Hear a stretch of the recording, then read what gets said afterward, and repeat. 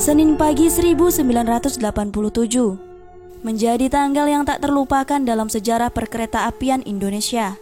Senin pagi itu seketika menjadi kelam, di mana kecelakaan kereta api Bintaro 1987 atau yang dikenal dengan nama Tragedi Bintaro 1 adalah peristiwa kecelakaan yang sangat tragis yang melibatkan dua buah kereta api di daerah Pondok Bitung, Bintaro, Jakarta Selatan.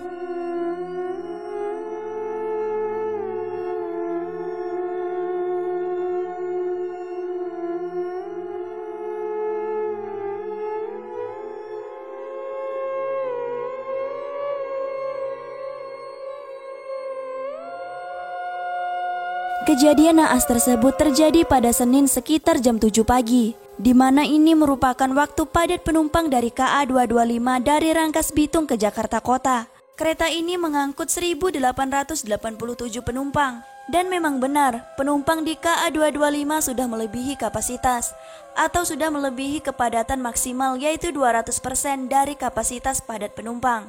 Bahkan penumpang di KA 225 tersebut sudah memenuhi lokomotif dan atap gerbang. Sementara KA 220 jurusan Tanah Abang Merak, di mana kereta api ini hanya terisi 478 penumpang, dengan kapasitas angkut dari KA 220 ini adalah sebanyak 682 penumpang, masih dalam batas normal. Pagi itu pada pukul 6:45, pemimpin perjalanan kereta api atau PPK Stasiun Kebayoran mengatakan bahwa KA 220 dengan masinis Amung Sonaria berangkat dari Stasiun Kebayoran arah timur menuju Stasiun Sudimara arah barat.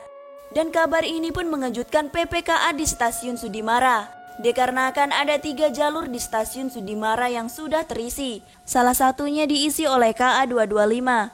Dan dalam keadaan itu Stasiun Sudimara tidak mungkin melakukan persilangan dengan KA 220 yang akan datang dari Stasiun Kebayoran.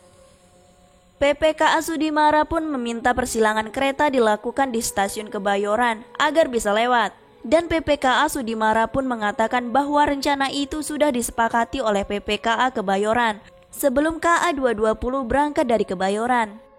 Tapi ternyata terjadilah pergantian shift PPKA di Stasiun Kebayoran. Karena itulah PPKA yang baru ganti shift tidak tahu rencana sebelumnya bahwa akan ada persilangan. Tapi sebenarnya kontak juga sempat dilakukan pada saat itu.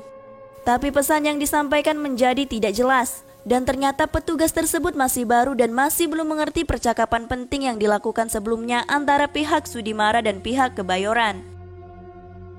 Mendengar kabar dari PPKA dari Kebayoran bahwa KA 220 sudah berangkat dari barat, membuat PPKA Sudimara berupaya untuk mengosongkan jalur di Stasiun Sudimara untuk kereta api KA 220. Usaha yang dilakukan PPKA Sudimara ini dengan cara memindahkan KA 225 yang berada di jalur 3 diminta pindah ke jalur 1. Walaupun sebenarnya di jalur 1 tersebut ada 7 serangkaian gerbong kereta api. Upaya darurat ini sesuai aturan, sebab rangkaian di kereta jalur 1 masih berada dalam satu zona arah timur. Lalu PPKA Sudimara memerintahkan seseorang petugas untuk memberitahu rencananya ke masinis KA 225, yaitu Bapak Slamet Suradjo. Tetapi sayangnya Pak Slamet malah membawa kereta api KA 225 meninggalkan Stasiun Sudimara, bergerak menuju Stasiun Kebayoran pada pukul 6:50 pada pagi itu. Tidak jadi dipindahkan ke jalur 1 karena keputusan yang dilakukan ini berbekal dari rencana awal persilangan tadi, yang dilakukan oleh PPKA Sudimara dan PPKA Kebayoran. Pak Slamet tidak mengetahui bahwa ada serangkaian kereta yang berangkat dari Kebayoran, yang seharusnya KA 225 berhenti di Stasiun Sudimara menunggu sampai kereta api KA 220 dari Jakarta lewat terlebih dahulu. Dari sinilah PPKA Sudimara panik di mana dia akan mengetahui bahwa dua kereta api akan bertabrakan di jalur yang sama apabila KA 225 tidak dihentikan.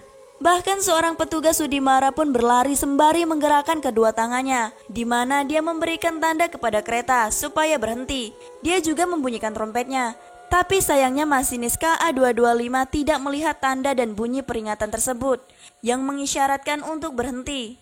Bapak Slamet ini malah terus melajukan keretanya semakin cepat, sehingga pada akhirnya pada tikungan sepanjang 400 meter, Pak Slamet terkejut ketika dia melihat kereta api dari arah timur Dan penumpang di lokomotif KA225 juga ikut panik, dan sebagian dari mereka melompat dari kereta tersebut. Sementara masinis dari KA220 berusaha mengerem keretanya tetapi sudah terlambat.